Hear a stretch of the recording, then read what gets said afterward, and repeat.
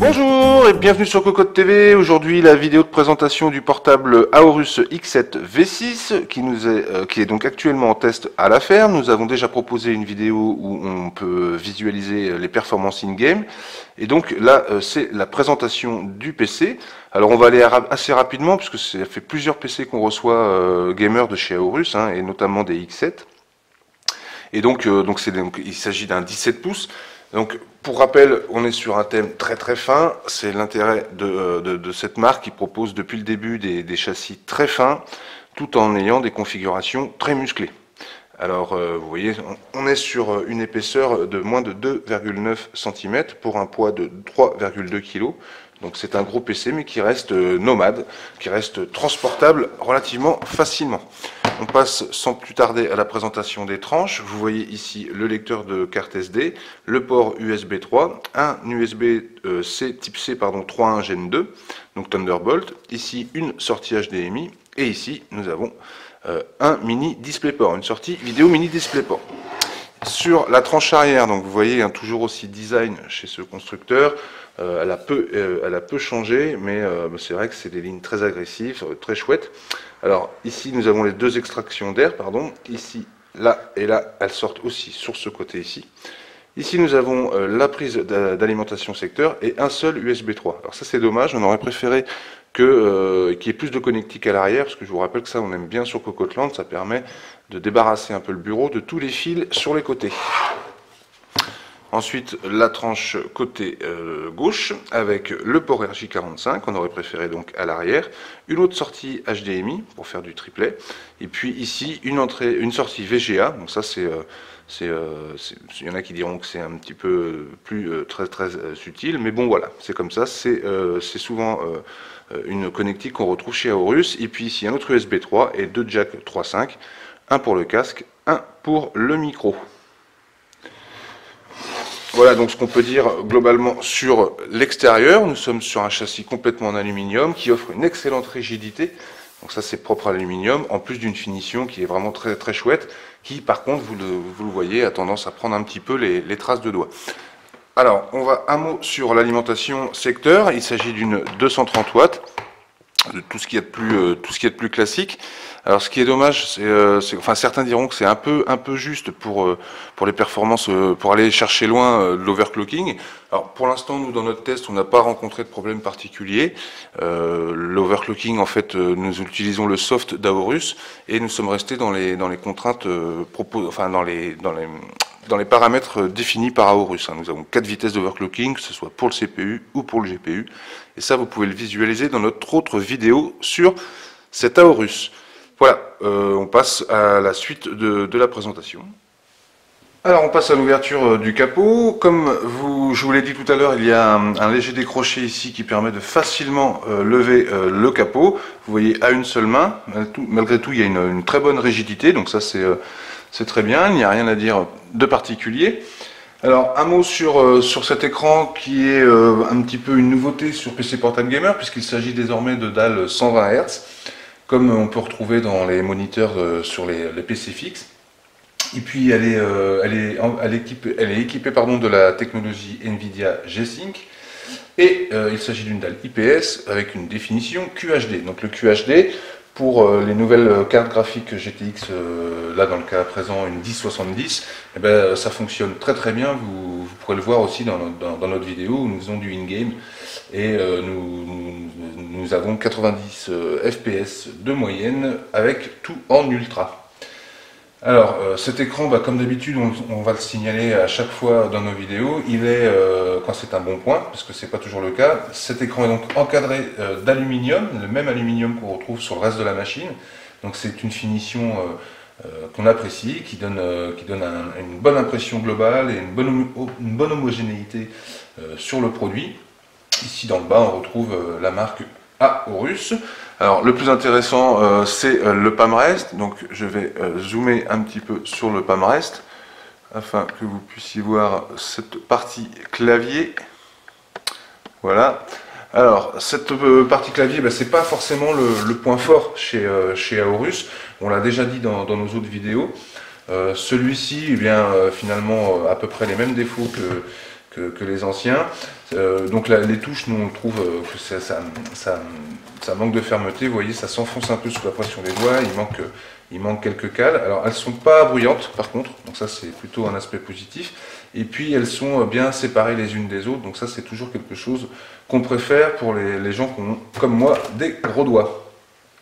Alors le rétroéclairage par contre lui il est tout à fait satisfaisant, il se manipule facilement, comme vous pouvez vous voyez ici des touches macro, donc tout ça c'est facilement configurable sur le soft de Aorus qui donc ça aussi c'est dans notre vidéo in-game, nous faisons le point sur les différents logiciels de cette machine.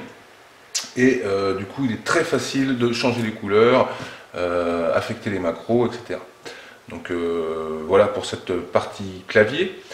Ici tout autour, hein, bah, c'est l'aluminium et qui est très rigide. Vous voyez là par contre il manque aucune cale, et ça c'est un très bon point, très bonne rigidité.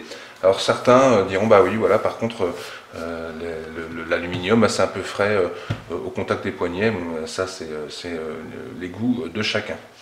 La partie trackpad très soignée sur cette version, elle est en une seule pièce avec des clics qui sont donc bien présents mais qui ils ne sont pas démarqués, hein, il n'y a pas de petits liserés, rien.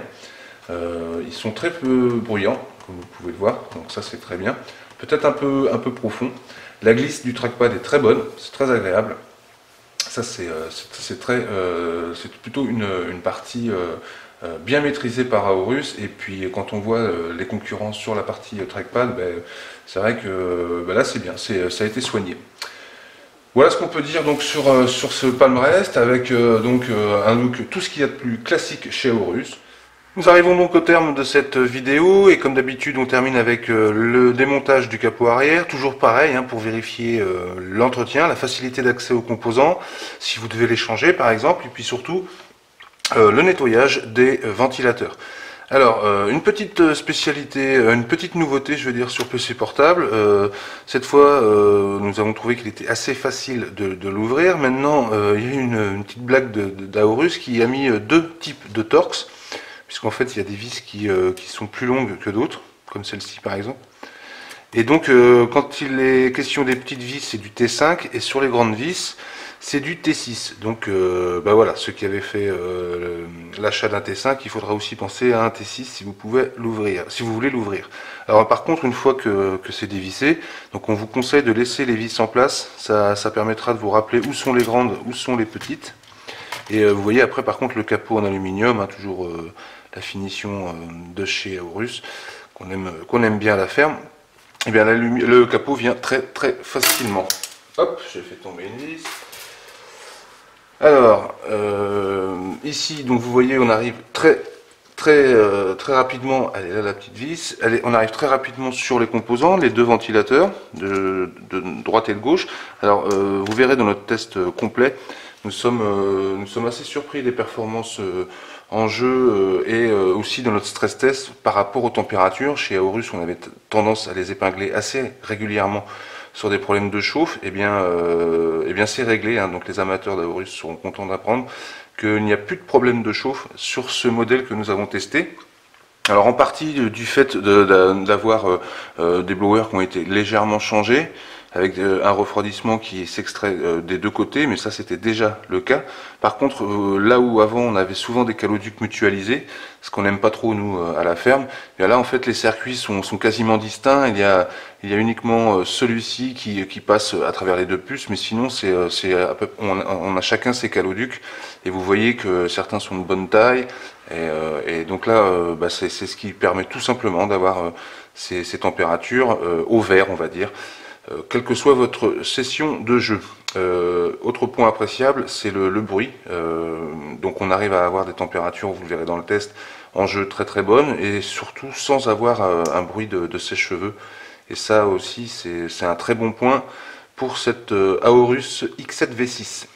Alors rapidement au niveau du stockage, vous voyez qu'on a en emplacement 2.5, là dans notre cas nous sommes sur 1 Tera HDD, mais bon vous pourrez pourquoi pas mettre du SSD en 2.5. Ici nous avons 3 emplacements M2, donc c'est plutôt pas mal pour ceux qui voudraient se faire un gros RAID 0 par exemple. Donc un emplacement, deux emplacements, et le troisième emplacement, il est, pardon, ici. Voilà.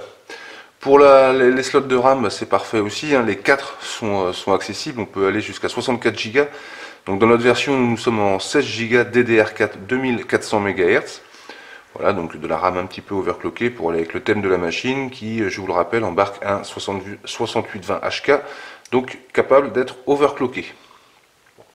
Voilà, la batterie est semi-amovible, on va dire, elle est juste posée comme ça, avec donc vous avez juste à enlever les scotch et vous pourrez la retirer relativement facilement et donc la changer.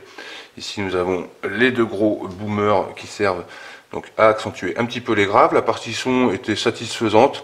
Bon, je vous rappelle que nous sommes sur un ordinateur très fin, donc c'est un petit peu normal aussi que le son soit pas d'extrême qualité. Par contre, la sortie casque, bah, c'était très bien et nous n'avons eu aucun problème à faire notre vidéo et à jouer avec cette sortie casque et les différents effets dont nous vous avons présenté sur une autre vidéo, les différents effets possibles avec le logiciel d'Aorus. Voilà, on a à peu près fait le tour sur les éléments de cet arrière, de ce dessous du X6 V7. Il me reste à vous souhaiter une très bonne journée et à très bientôt sur Cocotte TV et notre test à venir très prochainement sur Cocotteland. Bonne journée!